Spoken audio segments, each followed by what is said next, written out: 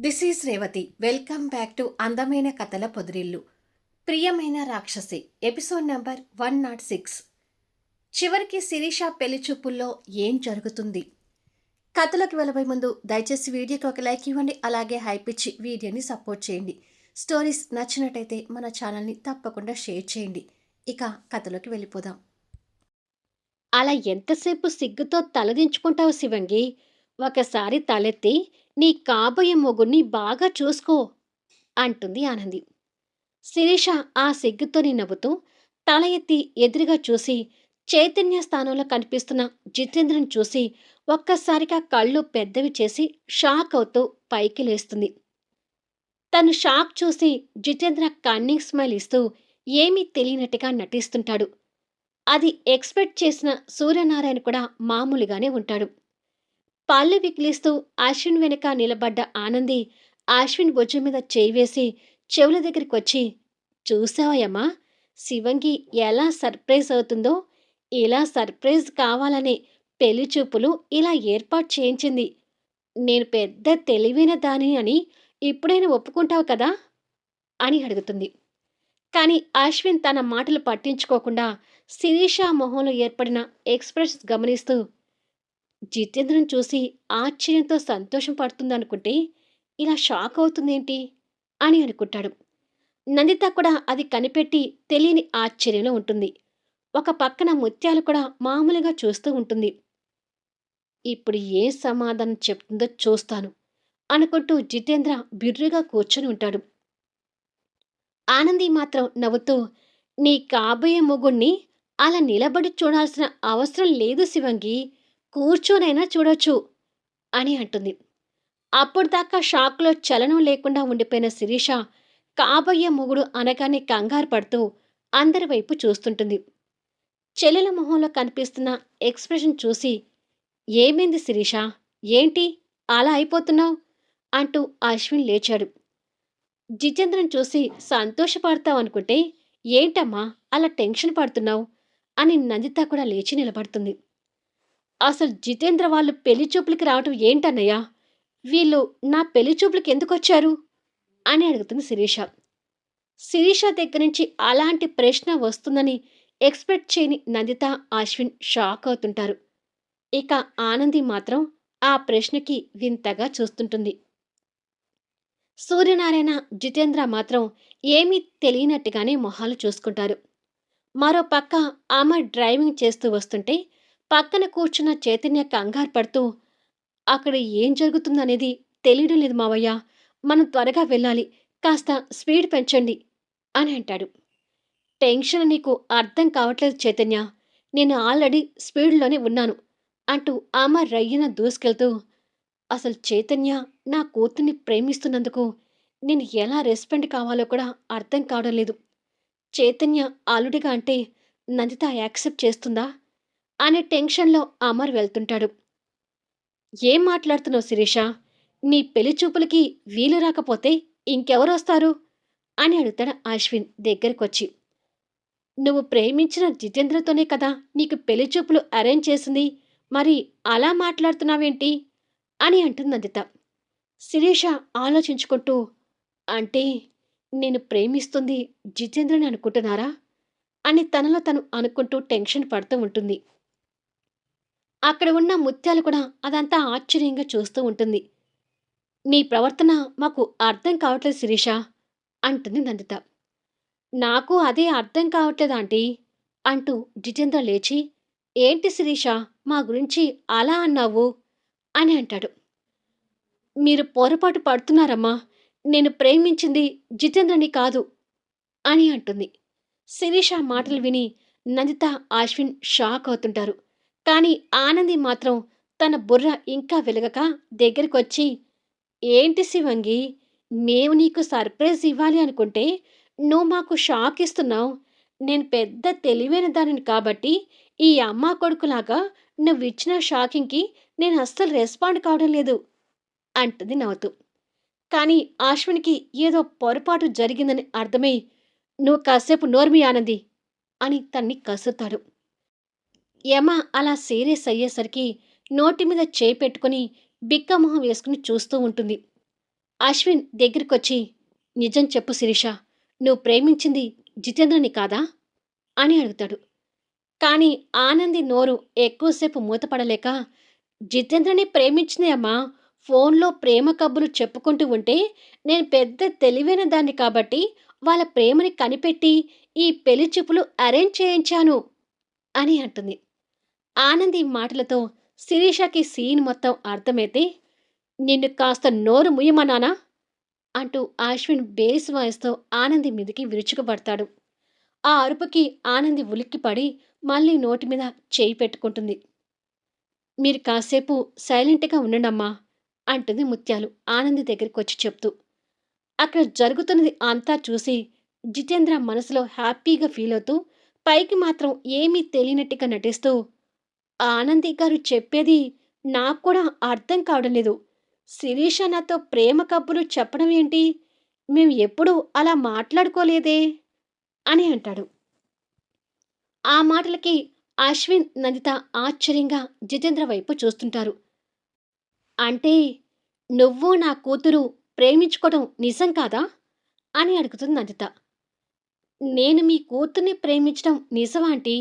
కానీ శిరీష నన్ను ప్రేమిస్తుందన్న విషయం ఇవాళ మా నాన్నగారి ద్వారా విని సంతోషపడ్డాను. నందిత గారు పెళ్లి చూపులకి రమ్మన్నారు. నువ్వు ప్రేమిస్తున్న అమ్మాయితోనే పెళ్లి చూపులు అంటే, నేను ఎప్పటినుంచో శిరీషని ప్రేమిస్తున్నాను కాబట్టి మామూలుగా వచ్చాను. కానీ నేను శిరీష ప్రేమ కబుర్లనేది నాకు ఏమీ అర్థం కావడం లేదు" అంటూ నటిస్తుంటాడు. జితేంద్ర ఆ మాటలకి మిగతా వాళ్ళకి షాకింగ్‌లా ఉంటే, ఈసారి ఆనందికి పూర్తిగా బుర్ర వెలిగి, "వామ్మో! ఇదేదో నా మెడకి చుట్టుకునేలాగుందేంటి?" అని భయపడుతూ శిరీష దగ్గరికొచ్చి, "నువ్వు నిజం చెప్పు శివంగి. నువ్వు ప్రేమగా మాట్లాడేది ఈ జితేంద్రతో కాదా?" అని కంగారుగా అడుగుతుంది. "కాదు. నువ్వు పొరపడ్డావు ఆనంది. నేను మాట్లాడేది జితేంద్రతో కాదు.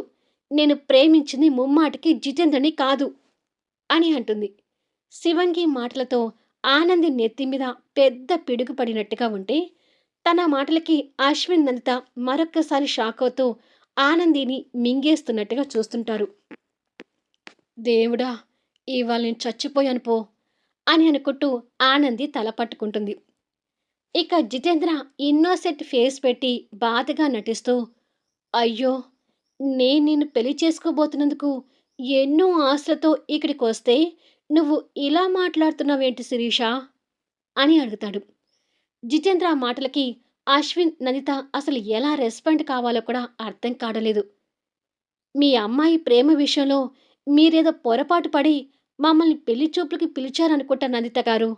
మీరు పెళ్లి చూపులకి రమ్మన్నా గాని పూర్తిగా తెలుసుకోకుండా శిరీష నిన్ను ప్రేమిస్తుందంట కదా! నీకు తనకి పెళ్లి చూపులు అనగానే మా అబ్బాయి ఎగిరి గంతేసి ఎన్నో ఆశలతో ఇక్కడికి వచ్చాడు. పాపం ఇప్పుడు మా అబ్బాయి ఆశలతో అందరూ కలిసి ఆడుకుంటున్నట్టుగా ఉంది" అని సూర్యనారాయణ బాధ నటిస్తుంటాడు. సూర్యనారాయణ మాటలు నందితకి, అశ్వినికి బాధగా అనిపిస్తూ ఉంటాయి. "ఓరి నాయనో! అసలిక్కడ ఏం జరుగుతుంది?" అని అనుకొని ఆనంది టెన్షన్ పడుతూ ఉంటుంది. అశ్విన్ అక్కడ జరుగుతున్న దానికి కోపం తెచ్చుకుంటూ, "నువ్వు ప్రేమించింది జితేంద్రని కాకపోతే ఇంకెవరితో ప్రేమ కబుర్లు చెప్తున్నావు? ఎవరిని ప్రేమిస్తున్నావు శిరీష?"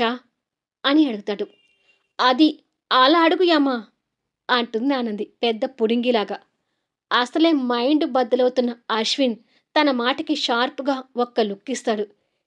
"ఈసారి అస్సలు మాట్లాడను" అంటూ మూతి మీద మళ్ళీ చేయి పెట్టుకుంటుంది. శిరీషకి కోపంగా ఉన్న అన్నతో చైతన్య పేరు చెప్పడానికి భయపడుతుంటుంది. ఈ తింగర్దాని మాటలు విని సూర్యనారాయణ గారిని, జితేంద్రని ఇంటికి పిలిపించి అవమానించినట్టుగా ఉంది. "అసలు నువ్వు ఎవరిని ప్రేమించావో ముందు చెప్పు శిరీష" అంటూ అశ్విన్ ఇంకాస్త ఆవేశపడతాడు. అది చూసి శిరీష ఇంకా టెన్షన్ పడుతుంటుంది. నందితకి అది అర్థమై, "నువ్వు కాస్త ఆగు అశ్విన్, నేను మాట్లాడతాను" అని నందిత శిరీష దగ్గరికి వెళ్ళి, "చెప్పమ్మా, నువ్వసలు ఎవరిని ప్రేమించావు?" అని అడుగుతుంది. "అది అమ్మా" అంటూ ధైర్యం కూడబెట్టుకొని, "నేను ఆనంది వాళ్ళ అన్నయ్య చైతన్యని ప్రేమిస్తున్నాను" అని అంటుంది. చెల్లెల నోటి వెంట ఆ మాటలు వినగానే అశ్విన్ మైండ్ బ్లాంక్ అవుతుంటే నందిత షాక్‌లో స్పందన లేకుండా ఉండిపోతుంది. ఈ డైలాగ్ కోసమే కదా నేను ఇప్పుడు దాకా వెయిట్ చేస్తుంది అని అనుకుంటా జితేంద్ర. ఇక ఆనంది అయితే నిదానంగా నోటి మీద పెట్టిన చేయిని తీసి అప్పటి వరకు అక్కడ జరిగిందంతా మర్చిపోయి శిరీష నోటి వెంట చైతన్య పేరు వినగానే సంతోషపడుతూ, ఏంటి, నువ్వు మా అన్నయ్యని ప్రేమించావా? ఇది నేను అసలు ఎక్స్‌పెక్ట్ చేయలేదు. అంటే నువ్వు రోజు ప్రేమ కబుర్లు పంచుకునేది మా అన్నయ్యతోనా? అని ఎక్సైట్‌మెంట్‌తో అడుగుతుంది. అవును. నేను ప్రేమించేది చైతన్యని. కానీ మీరందరూ జితేంద్ర అని పొరపడ్డారు అని కన్నీళ్లు పెట్టుకుంటూ చెప్తుండగా, ఆ మాటలు వింటూ అమర్, చైతన్య అక్కడికి చేరుకుంటారు. అసలే చెల్లెలి మాటలకు దిమ్మ తిరిగిపోయిన అశ్విన్‌కి వాళ్ళ రాకను చూసి ఇంకా మండిపోతుంటాడు. నందిత కూడా వచ్చిన వాళ్ళిద్దరిని కోపంగా చూస్తుంటుంది. వాళ్ళ రాకను ఆనంది సంతోషంతో ఆశ్చర్యంగా చూస్తుంటే, శిరీష మాత్రం కన్నీళ్లు పెట్టుకుంటూ చైతన్య వైపు చూస్తుంటుంది. అమర్, చైతన్యకి శిరీష కన్నీళ్లు చూడగానే అక్కడ జరిగిన సిచ్యువేషన్ అంతా అర్థమవుతుంది. జితేంద్ర వాళ్ళు రావడం చూసి తండ్రికి సైగ చేస్తాడు. సూర్యనారాయణ కొడుకు సైకిల్ విని తల ఊపి, ఏంటి నందిత గారిది? మమ్మల్ని ఇలా పెళ్లి చూపులకి పిలిచి అవమానించటం మీకు న్యాయమేనా? ఎన్నో ఆశలతో నా కొడుకు ఇక్కడికి వస్తే తీరా మీ అమ్మాయి నా కొడుకుని కాదు ప్రేమించింది ఇంకెవ్వరినో అంటుందా? అని వాదనకు దిగుతూ నటిస్తుంటాడు. వాళ్ళ మాటలకు అశ్విన్, నందిత సమాధానం చెప్పలేకపోతుంటారు. నందిత వాళ్ళు ఏదో పొరపడ్డారండి. ఇలా జరిగినందుకు క్షమించండి అంటూ అమర్ వాళ్ళ దగ్గరికి వస్తాడు. మిస్టర్ అమరేంద్ర గారు, మీరు మాట్లాడకండి అని అశ్విన్ వేలు చూపిస్తూ గట్టిగా అంటాడు. కొడుకు కోపాన్ని చూసి అమర్ అడుగు ముందుకు వేయకుండా అక్కడితో ఆగిపోతాడు. నందిత కూడా కోపంతో చూస్తుంటుంది. అశ్విన్ అలా అనేసరికి అందరూ ఆశ్చర్యంగా చూస్తుంటారు. అశ్విన్ దగ్గర వాళ్ళ మావయ్యకి ఏదో అవమానం జరుగుతున్నట్టుగా చైతన్య బాధపడుతుంటాడు. అక్కడ జరుగుతున్న సీన్‌కి జితేంద్ర కన్నింగ్ స్మైల్ ఇచ్చుకుంటూనే పైకి మాత్రం ఏదో బాధ, జాలి ఉన్నట్టుగా నటిస్తూ ఉంటాడు. ఆనందికి అసలక్కడ ఏం జరుగుతుందో తెలియక వింత చూపులు చూస్తుంటుంది.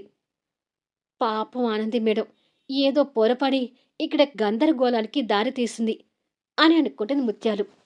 శిరీష తట్టుకోలేక చైతన్య అంటూ కన్నీళ్లతో దగ్గరికి వెళ్ళబోతుంటే, ఆగో అంటూ అశ్విన్ చెల్లెలు చేయి పట్టుకొని ఆపుతాడు. చైతన్యకి, అమర్కి అదంతా బాధగా అనిపిస్తూ ఉంటుంది. ప్లీజ్ అన్నయ్య, కాస్త నీ ఆవేశాన్ని తగ్గించుకో అంటుంది శిరీష. అవును యమ్మా, ఏదైనా నిదానంగా తేల్చుకుందాం అంటుంది ఆనంది. ఇంకొక్క మాట నువ్వు మాట్లాడితే నీ చెంప పగులుతుంది ఆనంది అని అశ్విన్ పెళ్ళాన్ని గట్టిగానే గదమాయిస్తాడు. నిజంగానే ఒక దెబ్బ కొట్టాడు అన్నంతగా ఆనంది భయపడుతూ చెంప మీద చేయి పెట్టుకుంది. మీరు ఎన్ని గొడవలైనా పడండి, కానీ ఇప్పుడు మాకు ఏం సమాధానం చెప్తారు నందిత గారు అంటాడు సూర్యనారాయణ. నానా, అలా మాట్లాడకు. నా ప్రాణంగా ప్రేమించిన శిరీషాని పెళ్లి చేసుకునే అదృష్టం నాకు లేకపోతే ఎవరైనా ఏం చేయగలుగుతారు అంటూ జితేంద్ర బాధ నటిస్తుంటాడు. వాళ్ళ నాటకాలు తెలియక చైతన్య, అమర్ కూడా జితేంద్ర మాటలకి కాస్త జాలి పడుతున్నట్టుగా ఉంటారు. సారీ జితేంద్ర, నిన్ను ఎప్పుడూ ఒక స్నేహితుడిగానే చూశాను కానీ ప్రేమికుడు అనే ఉద్దేశంతో ఎప్పుడూ చూడలేదు. ఇక్కడ జరిగిన పొరపాటుకి మీరు చాలా బాధపడుతున్నారని అర్థమవుతుంది. ప్లీజ్ నన్ను క్షమించండి అంటుంది శిరీష కన్నీళ్లు పెడుతూ. నందిత వాళ్ళ ముందుకి తప్పు చేసిన భావంతో వచ్చి సూర్యనారాయణ గారికి తల వంచి చేతులు జోడిస్తూ, క్షమాపణ అడగాల్సింది నేను సూర్యనారాయణ గారు. పూర్తిగా తెలుసుకోకుండా పెళ్లి చూపులకి రమ్మని మిమ్మల్ని పిలవడం నాది తప్పు అని అంటుంది. ఎప్పుడు హుందాగా, డిగ్నిటీగా కనిపిస్తూ ఎంతటి వాళ్ళనైనా కనుసైగలతో హ్యాండిల్ చేసే కన్న తల్లి ఇప్పుడు అలా ఒకరి ముందు చేతులు జోడించి క్షమాపణ చెప్పడం చూసి అశ్విన్ తట్టుకోలేకపోతుంటాడు. అమర్ పరిస్థితి కూడా అంతకన్నా ఘోరంగా ఉందని చెప్పాలి. నందిత అలా చేతులు జోడించి క్షమాపణ చెప్పడం చూసి భరించలేకపోతుంటాడు. ఈ సీన్ కావటానికి కారణమైన ఆనంది మాత్రం తలగొక్కుంటూ అమాయకంగా చూస్తుంటుంది. సూర్యనారాయణ గారు చేతులు జోడించి ఉన్న నందితను జాలిగా చూస్తున్నట్టుగా నటిస్తూ, అయ్యో! మీతో క్షమాపణ చెప్పుకోవాలన్న ఉద్దేశం నాది కాదండి. నా కొడుకుని తలుచుకుంటే బాధగా అనిపిచ్చి కాస్త ఆవేశంలో అలా మాట్లాడాను. నా కొడుకని చెప్పడం కాదు కానీ, నిజంగానే మా వాడు మీ కూతుర్ని ప్రాణం కంటే ఎక్కువగా ప్రేమిస్తున్నాడు. శిరీష, శిరీష అంటూ నిద్రలో కూడా వాడు మీ అమ్మాయి పేరే కలవరిస్తున్నాడు అంటే, వీడు మీ అమ్మాయిని ఎంతగా ప్రేమించాడో అర్థం చేసుకోండి. నా కొడుకు ఇష్టమైన అమ్మాయిని పెళ్లి చేసుకోబోతున్నాడని నేను కూడా ఎన్నో ఆశతో ఇక్కడికి వచ్చాను. కానీ తీరా ఇక్కడ జరిగింది చూడలేక ఏదో ఆవేశంలో 2 మాటలు అన్నాను. బహుశా నా స్థానంలో ఏ తండ్రి ఉన్నా ఇలాగే మాట్లాడతాడు నందిత గారు అంటూ బాధ నటిస్తూ చెప్తాడు. అర్థమవుతుంది సూర్యనారాయణ గారు.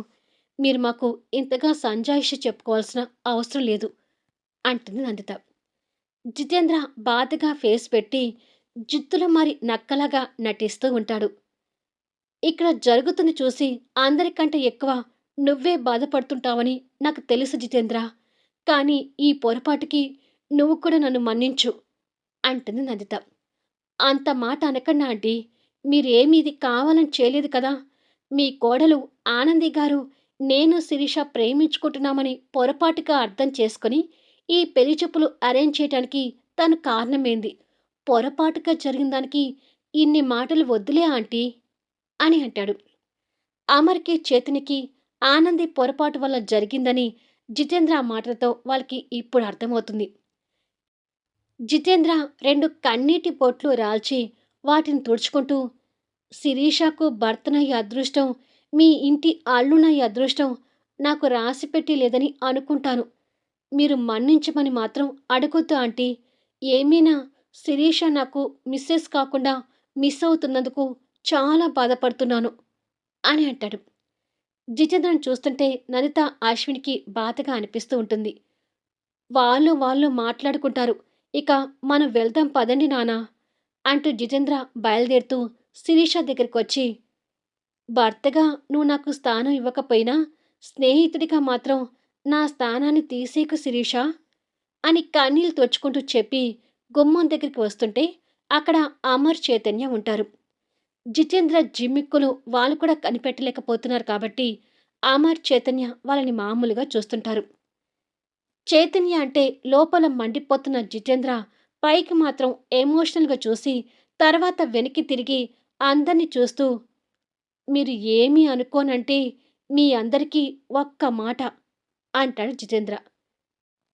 ఏంటి జితేంద్ర అది అని అడుగుతుంది నందిత. శిరీష, ప్లీజ్, నేనిప్పుడు చెప్పబోయేది తప్పుగా అర్థం చేసుకోకు. నిన్ను మిస్ చేసుకుంటున్న బాధతో నా మనసులో నుంచి వస్తున్న మాటలివి. నీకు కూడా అదే చెప్తున్నాను చైతన్య. నేను చెప్పబోయేది విని నువ్వు కూడా తప్పుగా అర్థం చేసుకోకు అని చెప్పి తిరిగి నందిత వాళ్ళని చూస్తూ, ఆంటీ, ఒకవేళ నా అదృష్టం ఏమైనా బాగుండి మీరు చైతన్యని అల్లుని చేసుకోవడం ఇష్టం లేకపోతే శిరీషకి భర్తగా రావటానికి నేనొక్కడిని ఉన్నాననే విషయాన్ని మాత్రం దయచేసి మర్చిపోకండి అని అంటాడు. జితేంద్ర ఆ మాటలకి అందరూ ఎమోషనల్‌గా ఫీల్ అవుతుంటే, నువ్వంతగా ఇక ఆశలు పెట్టుకోకు. ఈ శివంగికి మా అన్నయ్యనే మొగుడవుతాడు. ఇది ఫిక్స్. నువ్వెళ్ళి ఇంకెవరైనా అమ్మాయి ఉందేమో చూసుకోపో అంటుంది ఆనంది నోరు ఊరుకోక. మళ్ళీ నెక్స్ట్ వీడియోలో కలుద్దాం. తర్వాత ఆనంది పరిస్థితి ఏంటి? ఈ మేటర్‌లో అజ్ఞాత వ్యక్తి ఇన్వాల్వ్‌మెంట్ ఎంతగా ఉండబోతుంది? చివరికి శిరీష, చైతన్య లవ్ స్టోరీ ఏమవుతుంది? కథ నచ్చితే లైక్ చేయండి, హైప్ ఇవ్వండి, మీ అమూల్యమైన అభిప్రాయాలను తెలియచేయండి. అలాగే మన స్టోరీస్‌ని తప్పకుండా షేర్ చేయండి. Thank you for listening.